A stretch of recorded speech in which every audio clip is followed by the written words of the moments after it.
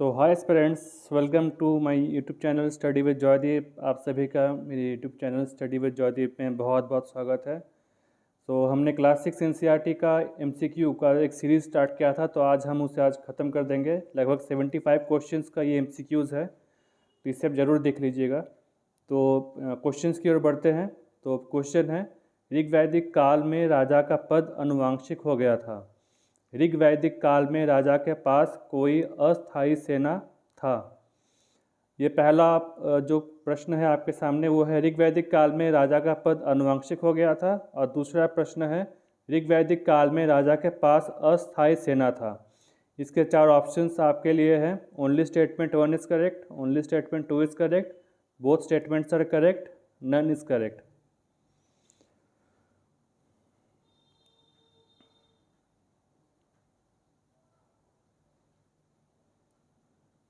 चलिए next question की ओर बढ़ते हैं।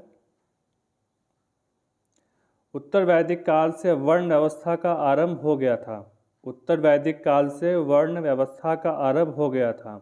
उत्तर वैदिक काल में वर्ण व्यवस्था जन्म पर आधारित हो गया था।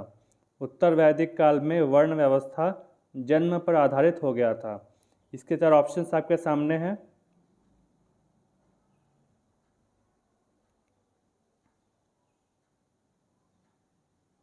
चलिए नेक्स्ट क्वेश्चन। वर्ण व्यवस्था पुरुष सूक्त में वर्णित है। ऋग्वैदिक काल में मात्र सत्तात्मक समास था। फिर से सुन लीजिए क्वेश्चंस को। वर्ण व्यवस्था पुरुष सूक्त में वर्णित है। ऋग्वैदिक काल में मात्र सत्तात्मक समास था। इसके भी चार ऑप्शन आपके पास है। Only statement 1 is correct, only statement 2 is correct, none is correct, या फिर बोथ स्टेटमेंट्स आर करेक्ट। ये सभी एमसीक्यूज है जो कि एग्जाम्स की दृष्टि से बहुत ही ज़्यादा इंपॉर्टेंट है। तो इन सारे एमसीक्यूज को आप ज़रूर से ज़रूर सॉल्व कर लीजिएगा। चलिए नेक्स्ट क्वेश्चन। ऋग्वैदिक काल में चारों वर्णों का उल्लेख मिलता है। उत्तर वैदिक काल में आहत सिक्के चलते थे। चार ऑप्शंस आपके लिए है। Only statement 1 is correct, only statement 2 is correct, both statements are correct, none is correct. चलिए नेक्स्ट क्वेश्चन। महाजनपद काल में राजा के पास स्थायी सेना था। महाजनपद काल में राजा के पास अस्थायी सेना था। महाजनपद काल में कर के रूप में उपज का 1/6 हिस्सा लिया जाता था। महाजनपद काल में कर के रूप में उपज का 1/6 हिस्सा लिया जाता था।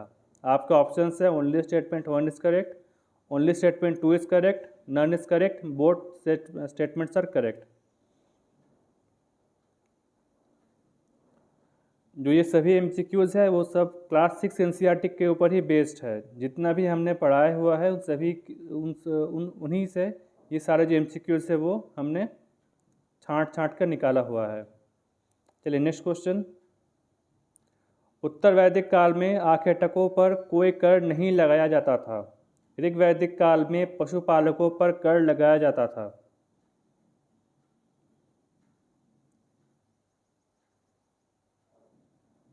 Next question.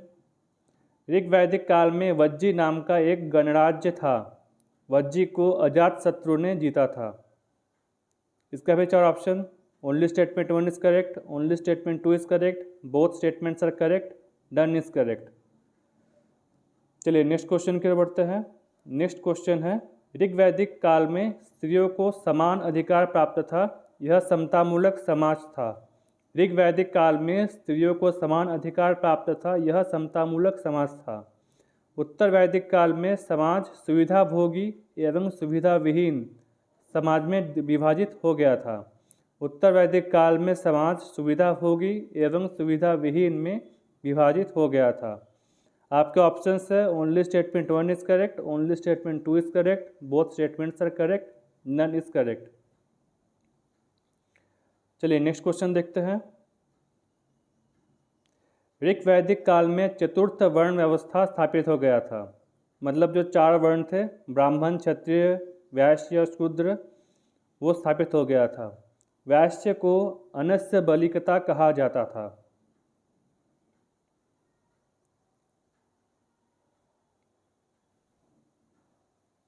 चलिए नेक्स्ट क्वेश्चन की ओर बढ़ते हैं। सर्वप्रथम वेद अथर्ववेद था। सबसे पहला वेद अथर्ववेद था। अथर्ववेद की रचना प्रायः 3500 साल पहले हुआ था। ये दोनों आपके स्टेटमेंट्स हैं और आपके ऑप्शंस है only statement 1 is correct, only statement 2 is correct, both statements are correct, none is correct. चलिए नेक्स्ट क्वेश्चन। ऋग्वेद के प्रमुख देवता अग्निदेव थे। सोम एक पौधा था जिससे कि एक विशेष प्रकार का पेय बनाया जाता था। इसके भी 4 ऑप्शन हैं। Only statement 1 is correct, only statement 2 is correct, both statements are correct, none is correct. चलिए नेक्स्ट क्वेश्चन। ऋग्वैदिक काल में घोड़ों को प्राप्त करने के लिए प्रार्थना किया जाता था। ऋग्वैदिक काल के लोग सभा में मिलते थे। ये दोनों स्टेटमेंट्स है और नीचे 4 आपके ऑप्शंस है। ये जो डी वाला ऑप्शन है वो नन ऑफ द अबव होगा। नमस्कार एक्ट हो गया है, ये पता नहीं कैसे।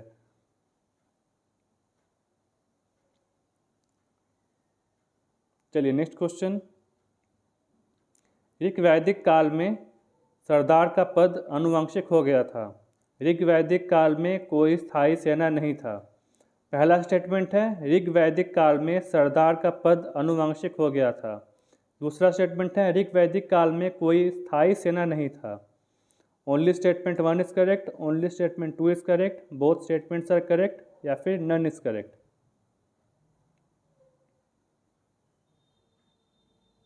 चलिए नेक्स्ट क्वेश्चन।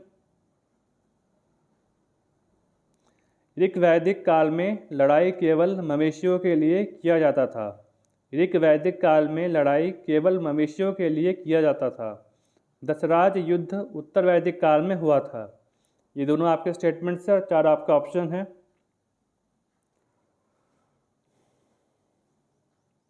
चलिए नेक्स्ट क्वेश्चन। ऋग्वैदिक काल में बलि नाम का एक कर लगाया जाता था। गंगा एवं सोन नदी के आसपास का क्षेत्र मगध था। एक बार फिर से सुन लीजिए स्टेटमेंट्स। ऋग्वैदिक काल में बलि नाम का एक कर लगाया जाता था। गंगा एवं सोन नदी के आसपास का क्षेत्र मगध था। आपके लिए 4 option.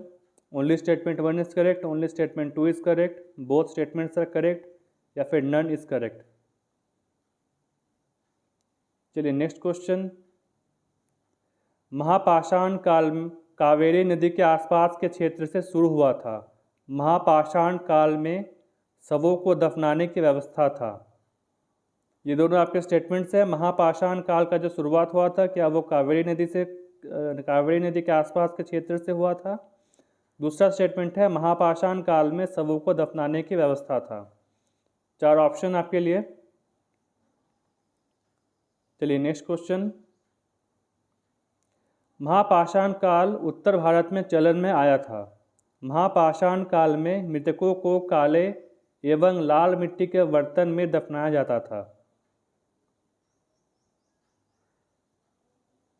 Only statement 1 is correct, only statement 2 is correct, both statements are correct, none is correct.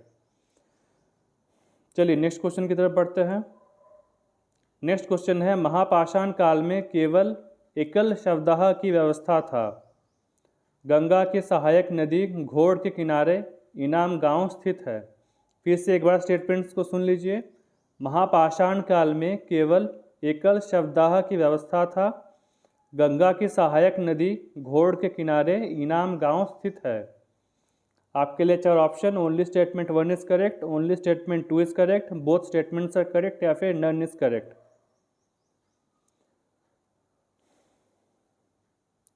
चलिए नेक्स्ट क्वेश्चन।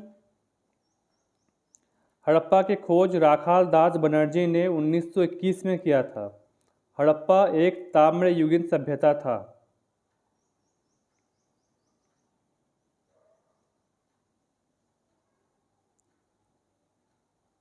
चलिए नेक्स्ट क्वेश्चन। हड़प्पा नामक पुरातात्विक स्थल आधुनिक भारत के पंजाब प्रांत में स्थित है। हड़प्पा नामक पुरातात्विक स्थल आधुनिक भारत के पंजाब प्रांत में स्थित है। सिंधु नदी घाटी सभ्यता को ही हड़प्पा सभ्यता भी कहा जाता था। सिंधु नदी घाटी सभ्यता को हड़प्पा सभ्यता कहा जाता था। आपके लिए 4 ऑप्शन है। Only statement 1 is correct, only statement 2 is correct, both statements are correct या फिर नन इज करेक्ट।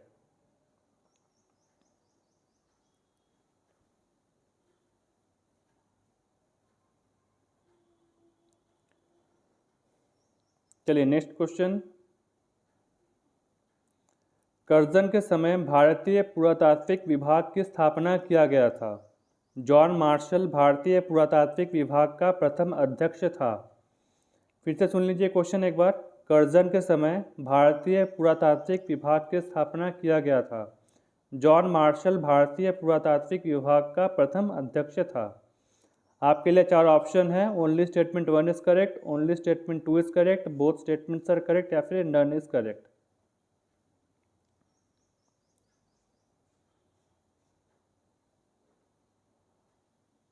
चलिए नेक्स्ट क्वेश्चन। सिंधु नदी घाटी सभ्यता के नगरों को सामान्यतः 3 भागों में विभाजित किया जा सकता है।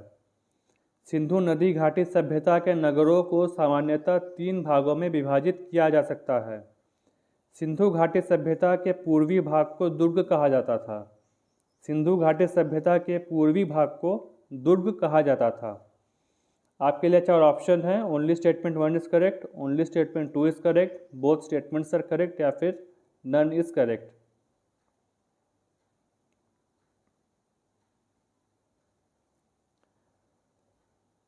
चलिए नेक्स्ट क्वेश्चन।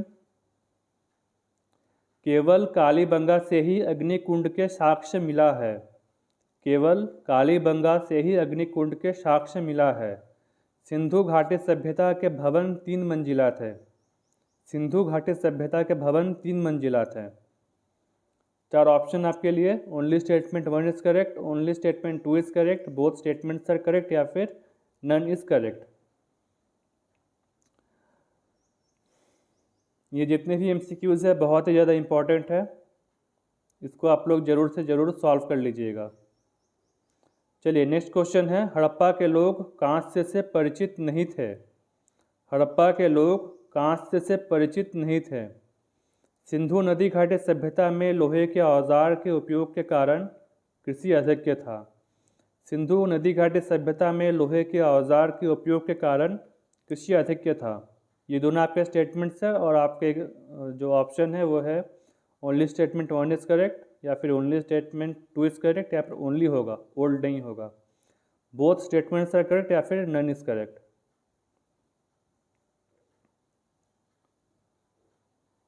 चलिए नेक्स्ट क्वेश्चन। मोहनजोदड़ो से जुते हुए खेत का साक्ष्य मिला है। सिंधु नदी घाटी सभ्यता का प्रमुख खाद्य फसल चावल था। मोहनजोदड़ो से जुते हुए खेत का साक्ष्य मिला है। सिंधु नदी घाटी सभ्यता के प्रमुख खाद्य फसल चावल था। आपका ऑप्शन है only statement 1 is correct, only statement 2 is correct, both statements are correct या फिर नन इज करेक्ट।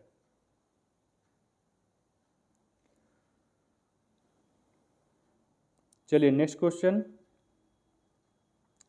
हड़प्पा काल में आंतरिक व्यापार बाह्य व्यापार से अधिक था। हड़प्पा काल में आंतरिक व्यापार बाह्य व्यापार से अधिक था। हड़प्पा काल के लोग लाल रंग से डिज़ाइन किए हुए काले रंग के बर्तन बनाते थे। हड़प्पा काल के लोग लाल रंग से डिज़ाइन किए हुए काले रंग के बर्तन बनाते थे। तो इसमें भी आपके 4 ऑप्शन दिए गए हैं। Only statement 1 is correct, only statement 2 is correct, both statements are correct या फिर none is correct.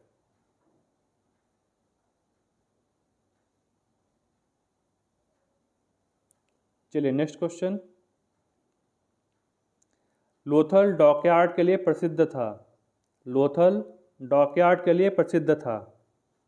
Lothal Haryana में स्थित है। यह है आपके 2 स्टेटमेंट्स और आपके 4 ऑप्शन।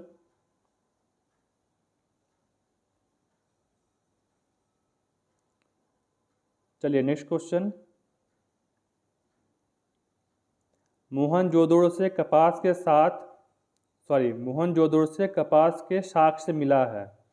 यहाँ पर साथ नहीं साक्ष्य होगा। मोहनजोदड़ो से कपास का साक्ष्य मिला है। मोहनजोदड़ो से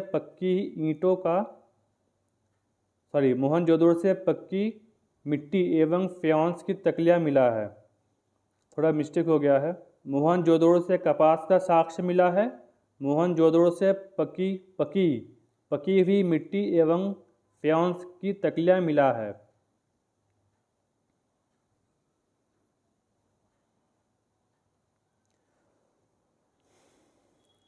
चलिए नेक्स्ट क्वेश्चन। भारत का 41वां विश्व धरोहर स्थल धौलावीरा है। भारत का 41वां विश्व धरोहर स्थल धौलावीरा है। धौलावीरा सिंधु नदी घाटी सभ्यता का सबसे बड़ा स्थल है। धौलावीरा सिंधु नदी घाटी सभ्यता का सबसे बड़ा स्थल है।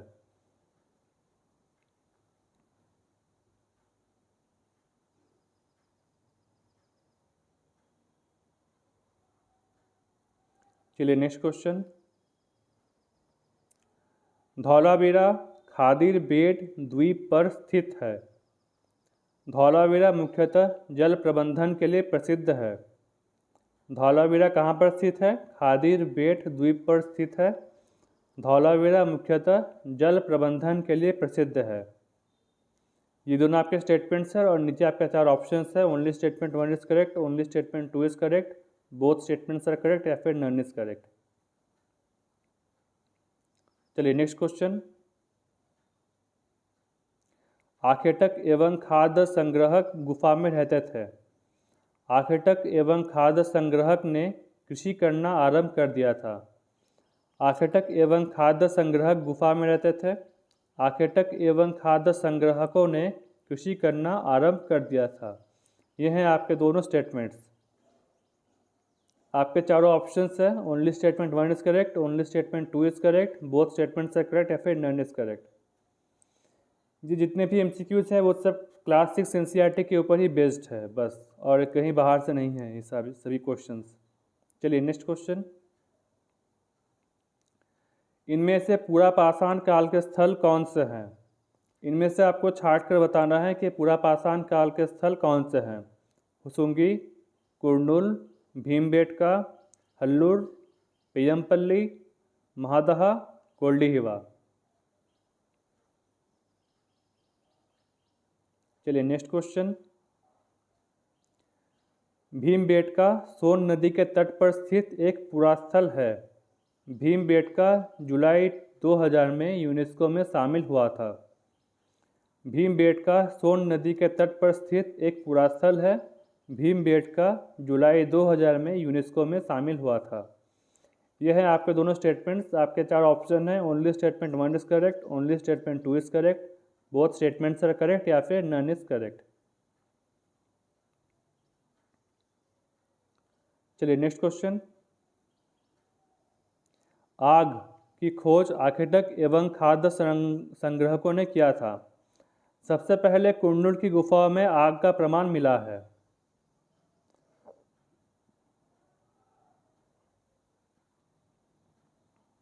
चलिए नेक्स्ट क्वेश्चन। कृषि का आविष्कार पुरापाषाण काल में हुआ था। सर्वप्रथम पुरापाषाण काल के मानव ने कुत्ते को पालतू बनाया था। कृषि का आविष्कार पुरापाषाण काल में हुआ था।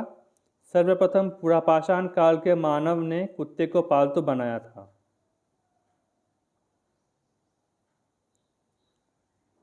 चलिए नेक्स्ट क्वेश्चन। मेहरगढ़ में गर्त आवास मिला है।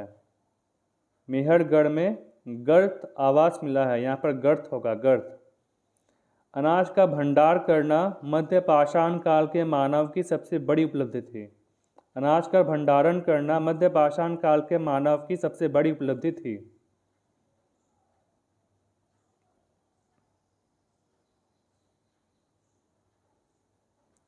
चलिए नेक्स्ट क्वेश्चन। चाक का आविष्कार नवपाषाण काल में हुआ था। मेहरगढ़ ईरान के बोलन दर्रे के पास स्थित पहाड़ी स्थल है। चाक का आविष्कार नवपाषाण काल में हुआ था। मेहरगढ़ ईरान के बोलन दर्रे के पास स्थित एक पहाड़ी स्थल है। आपके लिए 4 ऑप्शन है। Only statement 1 is correct, only statement 2 is correct, both statements are correct या फिर नन इज करेक्ट।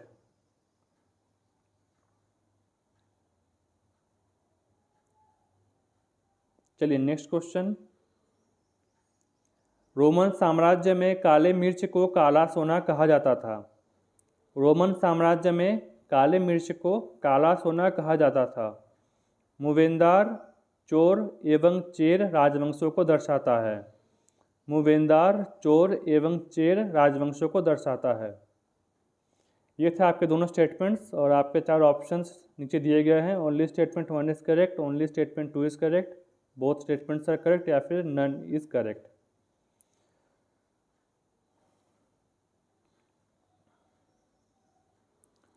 चलिए नेक्स्ट क्वेश्चन। चोलों का बंदरगाह कावेरीपट्टनम था। पांड्य राज्य का बंदरगाह पुहार था। चोलों का बंदरगाह कावेरीपट्टनम था। पांड्य राज्य का बंदरगाह पुहार था। ऑप्शंस आपके लिए only statement 1 is correct, only statement 2 is correct, both statements are correct या फिर नन इज़ करेक्ट। ये जो जितने भी MCQs है, तो जितना भी हमने पढ़ा लिया है क्लासिक्स NCERTs के जो जितने भी मेरे वीडियोस हैं उसको आप देख लीजिए, उसी में से ये सब MCQs आपको मिल जाएंगे, सभी का आंसर, बशर्ते आपको पढ़ना पड़ेगा। चलिए नेक्स्ट क्वेश्चन। पांड्य दक्षिणापथ के स्वामी कहे जाते थे। पांड्य दक्षिणापथ के स्वामी कहे जाते थे। पांड्य राज की राजधानी मदुरई था। पांड्य राज्य की राजधानी मदुरई था। आपके लिए ऑप्शन है only statement 1 is correct, only statement 2 is correct, both statements are correct या फिर नन इज़ करेक्ट।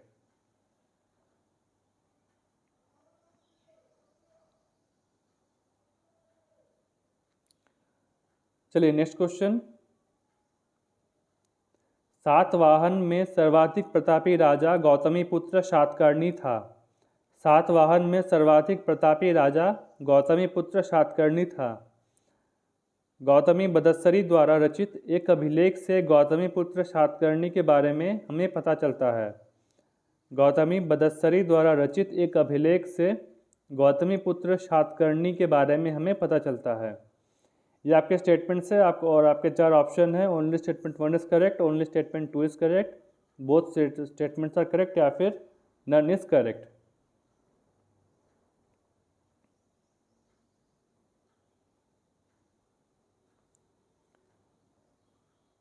चलिए नेक्स्ट क्वेश्चन।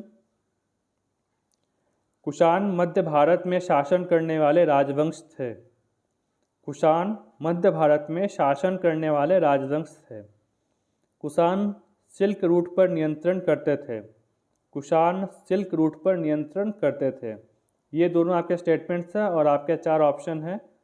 वही only statement 1 is correct, only statement 2 is correct, both statements are correct या फिर नन इज़ करेक्ट।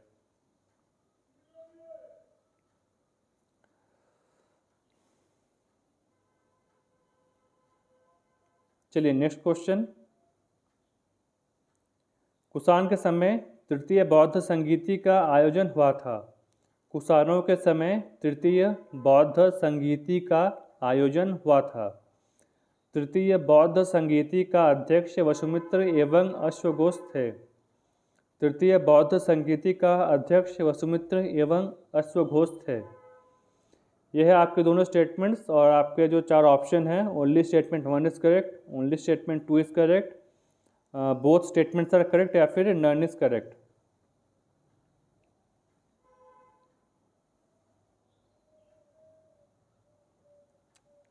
तो चलिए next question. Maurya काल में बौद्ध धर्म के महायान शाखा का जन्म हो गया था। मौर्य काल में बौद्ध धर्म के महायान शाखा का जन्म हुआ था। बोधिसत्व की अवधारणा हीनयान शाखा से प्रेरित है। बोधिसत्व की अवधारणा हीनयान शाखा से प्रेरित है। ये दोनों आपके स्टेटमेंट्स हैं और आपके 4 ऑप्शन हैं। Only statement 1 is correct, only statement 2 is correct, both statements are correct या फिर नन इज़ करेक्ट।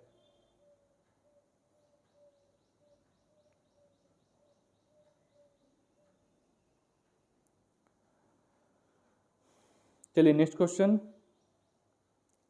बुद्ध की सर्वाधिक मूर्तियां हमें पेशावर से मिला है। बुद्ध की सर्वाधिक मूर्तियां हमें पेशावर से मिला है। महायान हर्ष के समय भारत आया था। सॉरी, फाहियान होगा, महायान बोल रहे हैं। फाहियान हर्ष के समय भारत आया था। फाहियान एक चीनी यात्री था, चाइनीज ट्रैवलर। तो दो स्टेटमेंट्स, बुद्ध की सर्वाधिक मूर्तियां पेशावर से मिला है और फाहियान हर्ष के समय भारत आया था। आपके चार ऑप्शन है, only statement 1 is correct, only statement 2 is correct, both statements are correct या फिर नन इज करेक्ट। चलिए नेक्स्ट क्वेश्चन। नेक्स्ट क्वेश्चन है मैच द फॉलोइंग। आपको मैच करना है। पहला है धातु मंजूषा, दूसरा है प्रदक्षिणा पथ, तीसरा है वेदिका, डी है गर्भगृह, ई है मंडप।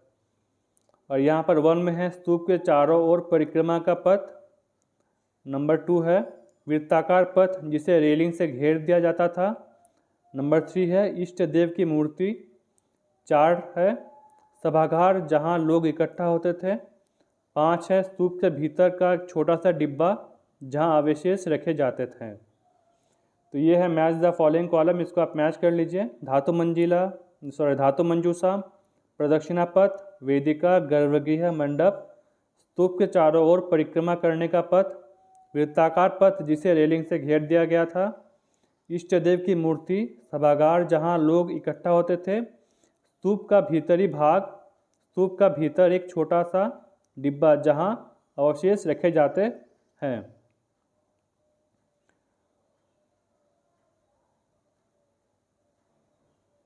चलिए नेक्स्ट क्वेश्चन।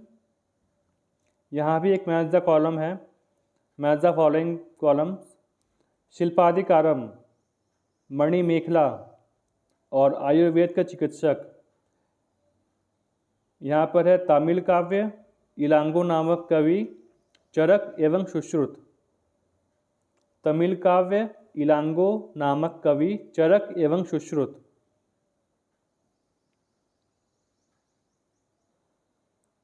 चलिए नेक्स्ट क्वेश्चन। फिर से मैच द कॉलम है। शहर का व्यापारी, व्यापारियों का काफिला, लिपिकों का प्रधान, किसान जिनके पास अपना भूमि नहीं था, कायस्थ, कर्मकार, नगर श्रेष्ठी, सार्थवाह।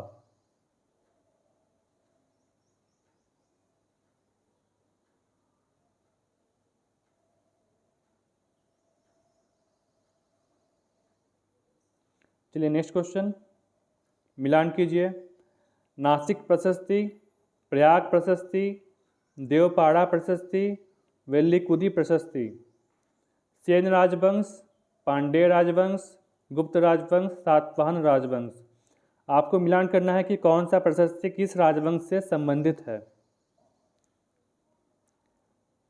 नासिक प्रशस्ति, प्रयाग प्रशस्ति, देवपाड़ा प्रशस्ति, वेल्लीकुदी प्रशस्ति। सेन राजवंश, पांडेय राजवंश, गुप्त राजवंश या फिर सातवाहन राजवंश। चलिए नेक्स्ट क्वेश्चन। हरिसेन हर्ष का दरबारी कवि था। हरिसेन हर्षवर्धन का दरबारी कवि था। हरिसेन को महादंड नायक का उपाधि दिया गया था। हरिसेन हर्ष का दरबारी कवि था। हरिसेन को महादंड नायक का उपाधि दिया गया था।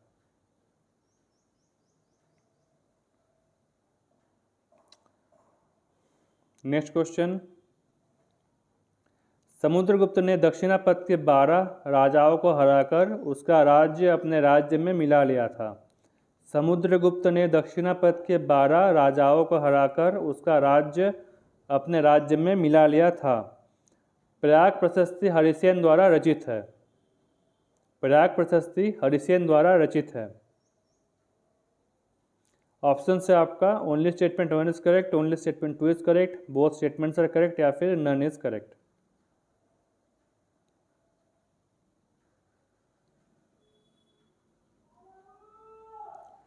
चलिए नेक्स्ट क्वेश्चन। पल्लवों की राजधानी कांचीपुरम था। समुद्रगुप्त ने उत्तर भारत के राजाओं को हराकर उसे राज्य वापस कर दिए थे। पल्लवों की राजधानी कांचीपुरम था। समुद्रगुप्त ने उत्तर भारत के राजाओं के राज्य को उसे हराकर वापस कर दिए थे।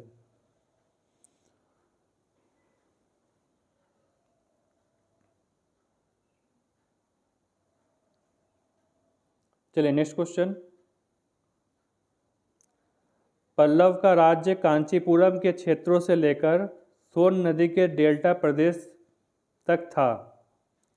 पल्लव का राज्य कांचीपुरम के क्षेत्रों से लेकर सोन नदी के डेल्टा प्रदेश तक था। यहाँ पर तथा नहीं होगा, यहाँ पर था होगा।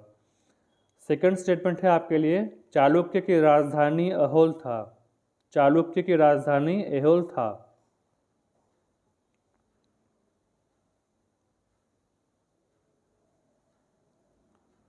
चलिए नेक्स्ट क्वेश्चन।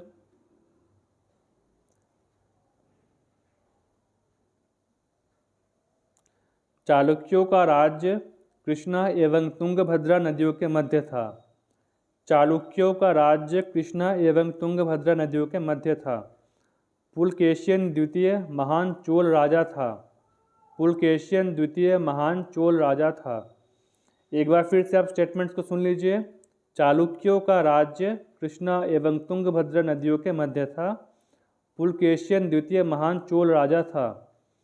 और आपका ऑप्शन है only statement 1 is correct, only statement 2 is correct, both statements are correct या फिर नन इज करेक्ट।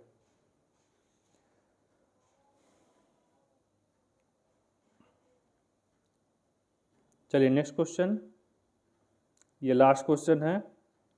पुलकेशियन द्वितीय के राजकवि रविकीर्ति थे। पुलकेशियन द्वितीय के राजकवि रविकीर्ति थे। पल्लव और चालुक्य राजवंशों को राष्ट्रकूट एवं चोल वंश के राजाओं ने समाप्त कर दिया था। पल्लव और चालुक्य राजवंशों को राष्ट्रकूट एवं चोल वंश के राजाओं ने समाप्त कर दिया था। तो यहाँ पर ख़त्म होता है हम लोगों का 75 MCQs का सीरीज़, जो कि बेस्ड है क्लास 6 NCERT के ऊपर। हमने जो भी वीडियोस क्लास 6 NCERT के ऊपर बनाया है, उन सभी वीडियोस से ये सारे प्रश्नों के उत्तर आपको मिल जाएंगे। आप जाकर उन वीडियोस को अच्छी तरीके से पढ़िए, तो आपको सभी जो जितने भी आपके 75 MCQs हैं, उन सभी के आंसर उन्हीं वीडियोज़ में छिपा हुआ है। तो चलिए आज के लिए बस इतना ही। अब से हम एक नया चैप्टर शुरू करेंगे, क्लास 7 NCERT क्लास स्टार्ट कर देंगे। क्लास 7 NCERT इसका जो हिस्ट्री है वो हम लोग स्टार्ट कर देंगे। तो स्टे पॉजिटिव, थैंक्स, और please please please subscribe my YouTube channel. Thank you.